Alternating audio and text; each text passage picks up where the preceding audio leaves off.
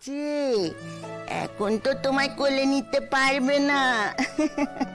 এখন সবাই বড়রা বসে টেবিলে জল খাবার খাবে, আর আমাদের বিল্লি রানীও আর কদিন পরে টেবিলে বসে খাবে। বড়দের মতন নিজের হাতে খেতে শিখে যাবে। তখন আমি কি করব গো? আমি কাকে কোলে নেব গো? আমি কাকে এরম করে আদর করব? বৌদি, সত্যি বাচ্চারা দেখতে দেখতে চোখের নিমেষে কিরম বড় হয়ে যায়। দেখছো না আমাদের বিল্লিটাও কিরম বড় হয়ে যাচ্ছে। কদিন পরে তোর কোলে থাকতেই চাইবে না। দেখবে মেঝেতে কিরম হামাগুড়ি দেবে, আর তুমি খালি ছুটে বেড়াবে, হয়রান করবে তোমায়। বাচ্চারা যতদিন ছোট থাকে ততদিনই ভালো, বলো নমিতা দি? বড় হলে তো বড়দের ঘাড়ে হাজারো সমস্যা চাপবে। ওই জন্যই বোধহয় শৈশব এত সুন্দর।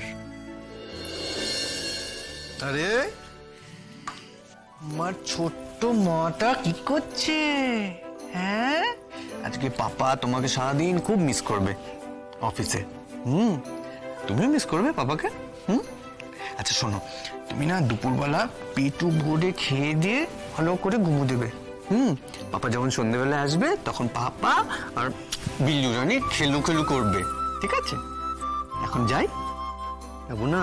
বলবো বলবো বলবো। টাটা বেটা। খাবারটা, তোমার খাবারটা দেওয়া আছে। দেখেছি, খাবো না বলেই বেরিয়ে যাচ্ছি। বিল্লি রানী, চলো চলো আমরা বাইরে চলে যাই। বারান্দা সেই বিল্লিটা এসছে কিনা একবার দেখে আসি তো। চলো চলো চলো চলো চলো চলো চলো চলো চলো চলো চলো। খাবার ইচ্ছে নেই সেটা আগে থেকে বলে দিলেই হয়, তাহলে খাবার বানিয়ে কেউ আর ফেলে দেওয়ার জন্য বসে থাকে না। ফাইন, বলে দিচ্ছি। আজকের পর থেকে এভাবে খাবার সাজিয়ে বা খাবার বানিয়ে আমার জন্য অপেক্ষা করার কষ্ট করতে হবে না।